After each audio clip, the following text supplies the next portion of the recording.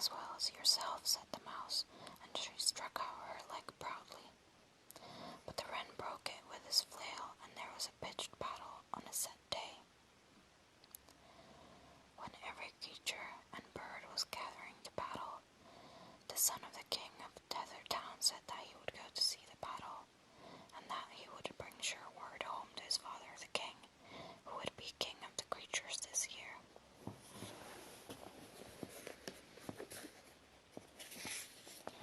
The battle was over before he arrived, all but one fight between a great black raven and a snake. The snake was twined about the raven's neck, and the raven held the snake's throat in his beak, and it seemed as if the snake would get the victory over the raven. When the king's son saw this, he helped the raven, and with one blow takes the head off the snake. When the raven had taken breath and saw that the snake was dead, he said, "For thy kindness to me this day, I will give thee a sight. Come up now on the root of my 2 wings." The king's son put his hands about the raven before his wings, and before he stopped, he took him over 9 bens and 9 glens and 9 mountain moors. "Now," said the raven, "see you that house yonder? Go now to it.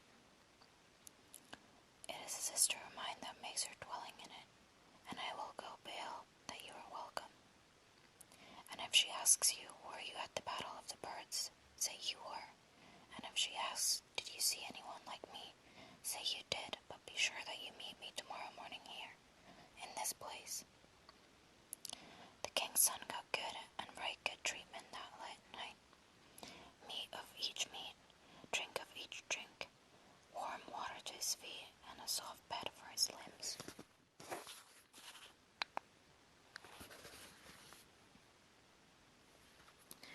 On the next day, the raven gave him the same sight over 6 bens and 6 glens and 6 mountain moors.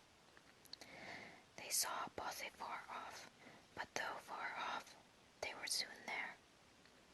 He got a good treatment this night as before, plenty of meat and drink, and warm water to his feet, and a soft bed to his limbs. And on the next day it was the same thing, over 3 bens and 3 glens and 3 mountain moors. On the 3rd morning, instead of seeing the raven, as at the other times, who should meet him but the handsomest lad he ever saw, with gold rings in his hair, with a bundle in his hand. The king's son asked this lad if he had seen the big black raven. Said the lad to him, "You will never see the raven again, for I am that raven. I was put under spells by a bad druid. It was meeting you that loosed me, and for that you shall get this bundle. Now," said the lad, "you must turn back on the self-same steps, and lie at night in each house as before, but you must not lose the bundle which I gave you, till in the place where you would most wish to dwell." The king's son turned his back to the lad, and his face to his father's house, and he got a lodging from the raven's sisters, just as he got it when going forward. When he was nearing his father's house, he was going through a close wood. It seemed to him that the bundle was growing heavy, and he thought he would look what was in it. When he loosed the bundle, he was astonished. In a twinkling he sees the very grandest place he ever saw, a great castle, and an orchard about the castle, in which every kind of fruit and herb. He stood full of wonder and regret for having loosed the bundle, for it was not in his power to put it back again, and he would have wished this pretty place to be in the pretty little green hollow that was opposite his father's house. But he looked up and saw a great giant coming towards him. "That's the place where you have built this house, king's son," says the giant. "Yes, but it is not here I would wish it to be, though it happens to be here by mishap," says the king's son. "What's the reward for putting it back in the bundle as it was before?" "What's the reward you would ask?" says the king's son. "That you will give me the first son you have when he is 7 years of age," says the giant. son, you shall have him, said the king's son. In a twinkling, the giant put each garden and orchard and castle in the bundle as they were before. Now, says the giant, take your own road and I will take mine, but mind your promise, and if you forget, I will remember.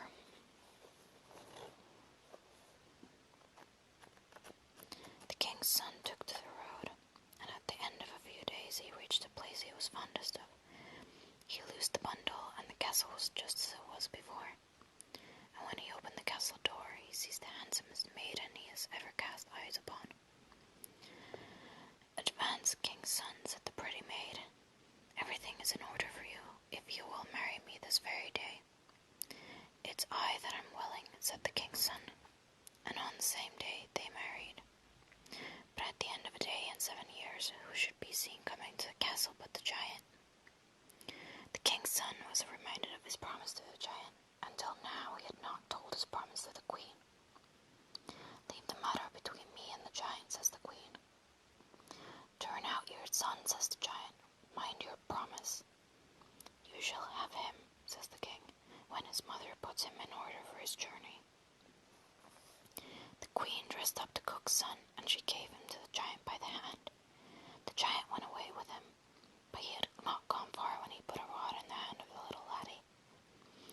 The giant asked him, if thy father had that rod, what would he do with it?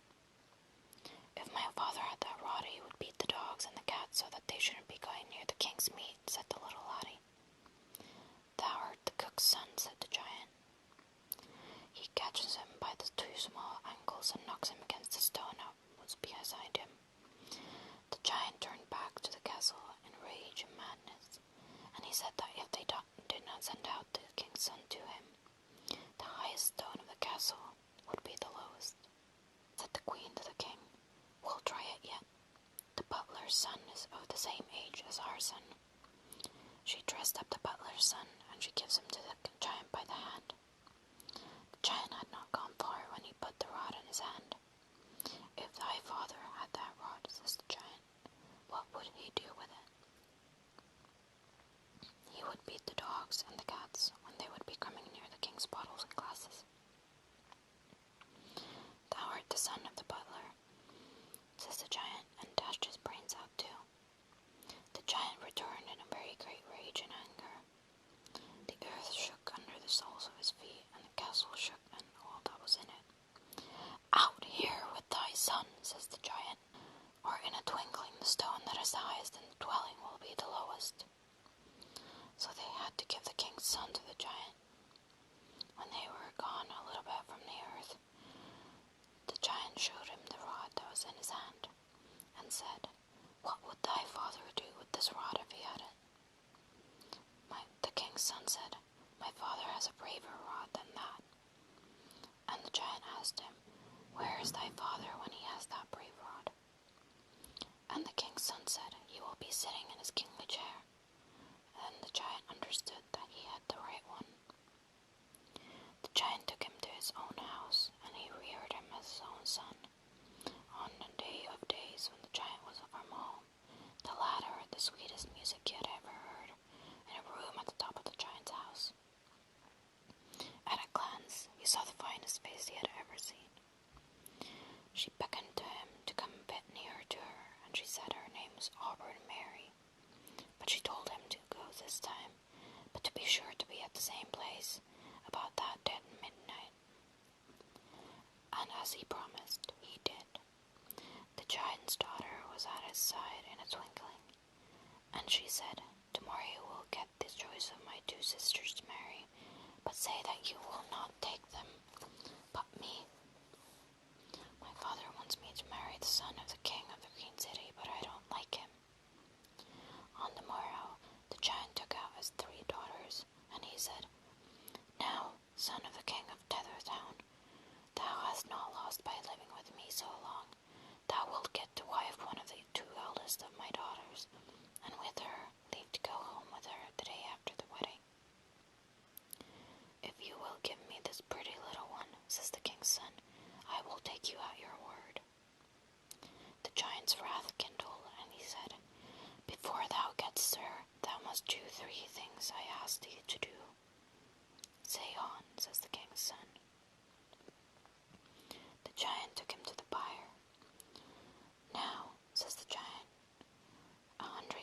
was stabled here, and it has not been cleansed for 7 years. I'm going from home today, and if this not be cleaned before the night comes, so clean that a golden apple will run from end to end of it, not only thou shalt not get my daughter, but this only a drink of thy fresh, goodly, beautiful blood that will quench my thirst this night. The king's son begins cleaning the byre, but he might just as well to keep bail in the great ocean. After midday, when sweat was blinding him, the giant's youngest daughter came where he was and said to him, "You are being punished, king's son." "I am that," says the king's son. "Come over," says Oban Mary, "and lay down your weariness." "I will do that," says he. "There is but death awaiting me at any rate." He sat down near her. He was so tired that he fell asleep beside her. When he awoke, the giant's daughter was not to be seen, but the byre was so well cleaned that a golden apple would run from end to end of it, and raise no stain. In comes the giant, and he said, "Hast thou cleaned the byre, king's son?" "I have cleaned it," says he. "I have cleaned it," says he. "Somebody cleaned it," says the giant. "You did not clean it at all events," said the king's son. "Well, well," says the giant, "since thou wert so active today, thou wilt get to this time tomorrow to thatch the byre with birds down, from birds with no 2 feathers of one colour." The king's son was on foot before the sun. He caught up his bow and his quiver of arrows to kill the birds. He took to the moors, but if he did, the birds were not so easy to take. He was running after them till the sweat was blinding him. About midday, who should come but Oban Mary. "You are exhausting yourself, king's son," says she. "I am," said he. "There fell but these 2 blackbirds, and both of one colour." "Come over and lay down your weariness on these pretty hillock," says the giant's daughter. "It's I am willing," said he. He thought she would aid him this time too, and he sat down near her, and he was not long there before he fell asleep. When he awoke, Oban Mary was gone. He thought he would go back to the house, and he seized the byre thatched with feathers. When the giant came home, he said, "Hast thou thatched the byre, king's son?" "I thatched it," says he. "Somebody thatched it," says the giant. "You did not thatch it," says the king's son. "Yes, yes," says the giant. Now there is a fir tree beside that log down there, and there is a magpie's nest in its top. The eggs thou wilt find in the nest. I must have them for my first meal. Not one must be burst or broken, and there are 5 in the nest." Early in the morning, the king's son went where the tree was, and the tree was not hard to hit upon. Its match was not in the whole wood. From the foot to the first branch was 500 feet. The king's son was going all around the tree. She came who was always bringing help to him. "You are losing the skin of your handsome feet." "Ugh, I am," says he. "I am no sooner up than down." "This is no time for stopping," says the giant's daughter. "Now you must kill me, strip the flesh from my bones, take all those bones apart, and use them as steps for climbing the tree. When you are climbing the tree, they will stick to the grass as if they had grown out of it. But when you are coming down and have put your foot on each one, they will drop into your hand when you touch them. Be sure and stand on each bone, leave none untouched. If you do, it will stay behind. Put all my flesh into this clean cloth by the side of the spring at the roots of the tree. When you come to the earth, arrange my bones together, put the flesh over them, sprinkle it with water from the spring, and I shall be alive before you. But don't forget a bone of me on the tree." "How could I kill you," asked the king's son, "after what you've done for me?" "If you won't obey, you and I are done for," said Oban Mary. "You must climb the tree or we are lost, and to climb the tree you must do as I say." The king's son obeyed. He killed Oban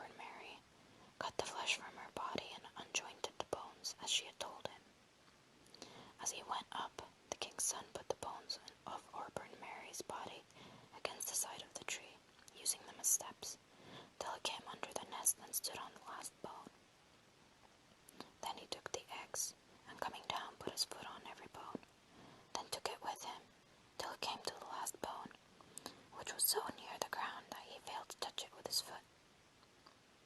He now placed all the bones of Oliver and Mary in order again at the side of the spring, put the flesh on them, and sprinkled it with water from the spring. She rose up before him and said, "Didn't I tell you not to leave a bone of my body without stepping on it? Now I am lame for life. You left my little finger on the tree without touching it, and I have but 9 fingers.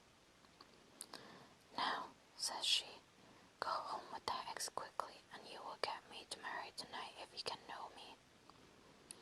I and my 2 sisters will be arrayed in the same garments, and made like each other. But look at me when my father says, 'Go to thy wife, king's son,' and you will see a hand without a little finger." He gave the eggs to the giant. "Yes, yes," said the giant, "be making ready for your marriage." Then, indeed, there was a wedding, and it was a wedding. Giants and gentlemen, and the son of a king of the green city was in the midst of them. They were married, and the dancing began. That was a dance. The giant's house was shaking from top to bottom. But bedtime came, and the giant said, "It is time for thee to go rest, son of the king of the other town. Choose thy bride to take with thee from amidst those." Auburn Mary put out the hand of which the little finger was, and he caught her by the hand.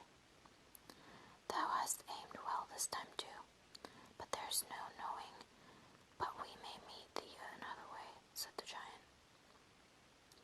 But to rest they went. "Now," says she, "sleep not, or else you are a dead man. We must fly, quick, quick, or for certain my father will kill you." Out they went, and on the blue-gray filly in the stable they mounted. "Stop a while," she says, "and I will play a trick to the old hero." She jumped in and cut an apple into 9 shares, and she put 2 shares at the head of the bed, and 2 shares at the foot of the bed, and 2 shares at the door of the kitchen, and 2 shares at the big door, and 1 outside the house. The giant awoke and called, "Are you asleep?" "Not yet," said the apple that was at the head of the bed. At the end of a while he called again. "Not yet," said the apple that was at the foot of the bed. A while after this he called again, "Are you asleep?" "Not yet," said the apple at the kitchen door. The giant called again. The apple that was at the big door answered. "You are now going far from me," says the giant. "Not yet," says the apple that was outside the house. "You are flying," says the giant. The giant jumped on his feet, and to the bed he went, but it was cold, empty. "My own daughter's tricks are trying me," said the giant. "Here's after them," says he. At the mouth of day, the giant's daughter said that her father's breath was burning her back. "Put your hand, quick," said she, "in the ear of the grey filly, and whatever you find in it, throw it behind us." "There's a twig of sloe tree," said he. "Throw it behind us," said she.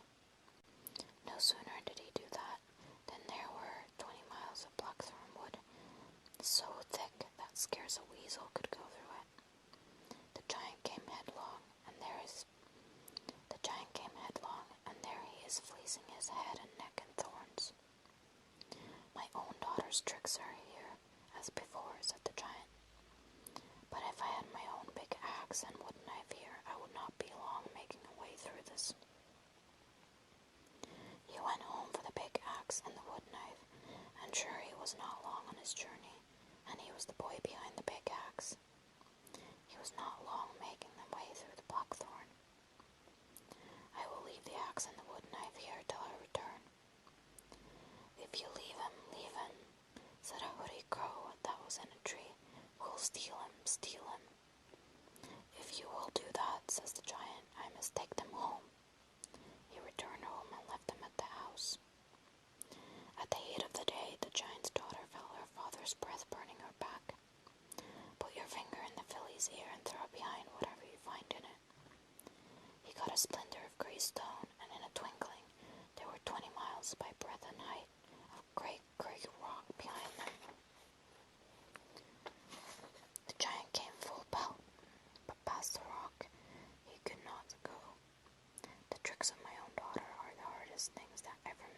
says the giant, but if I had my lever and my mighty mattock, I would not be long in making my way through this rock also. There was no help for it but to turn the chase for them, and he was the boy to split the stones. He was not long in making a road through the rock.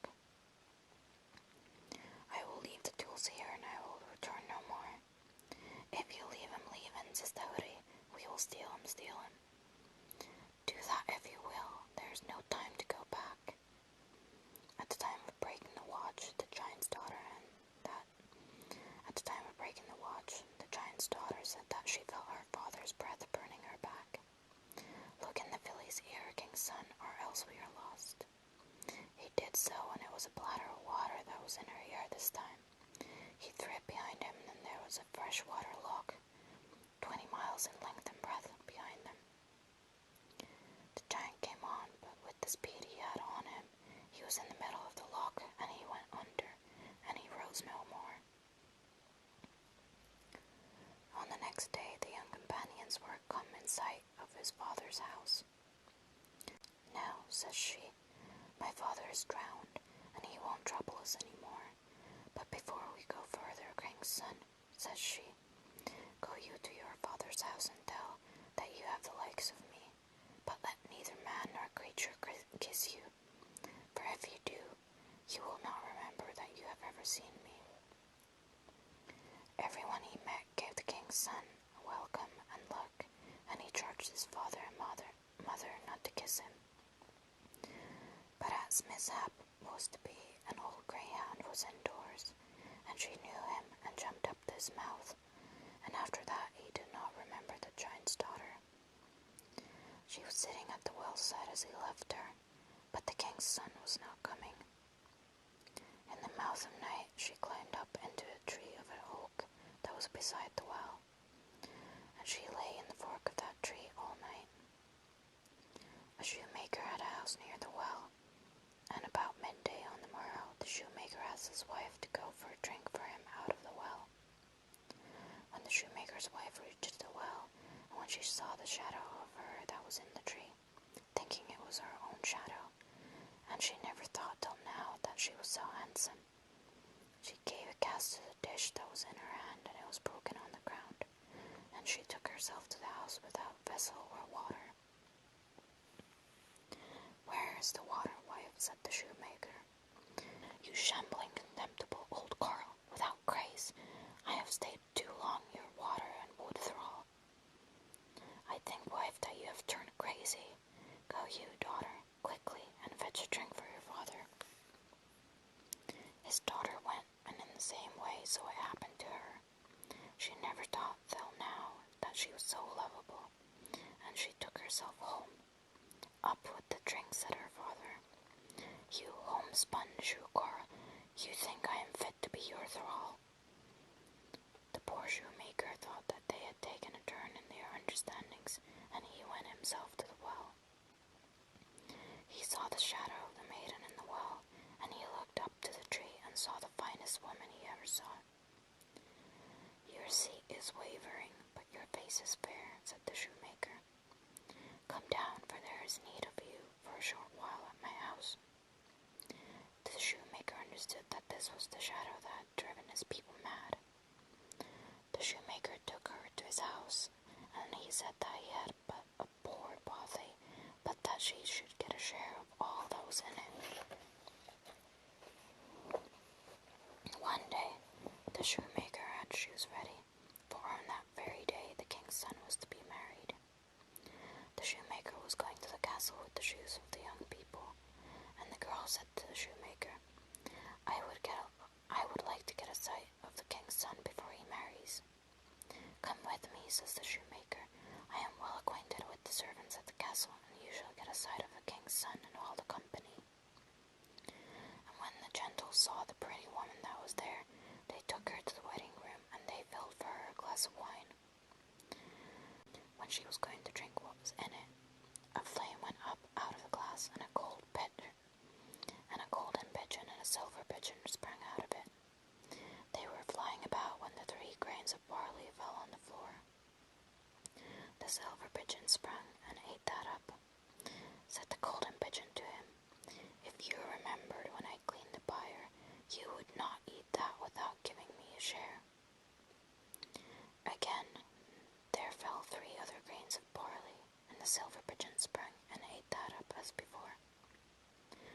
you remembered when I thatched the pyre, you would not eat that without giving me my share, says the golden pigeon.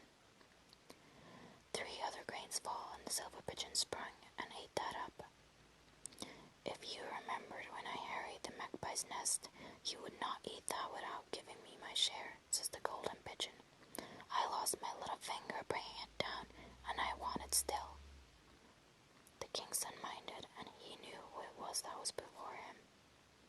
Well, said the king's son to the guests at the feast, when I was a little younger than I am now, I lost the key of a casket that I had. I had a new key made, but after it was brought to me, I found the old one.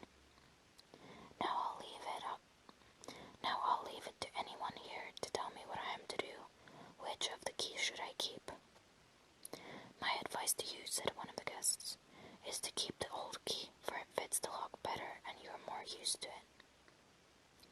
Then the king's son stood up and said, I thank you for a wise advice and an honest word. This is my bride, the daughter of the giant who saved my life at the risk of her own. I'll have her, and no other woman. So the king's son married Auburn Mary, and the wedding lasted long, and all were happy. But all I got was butter on live coal, porridge in a basket, and paper shoes for my feet. And they sent me for water to the stream, and the paper shoes came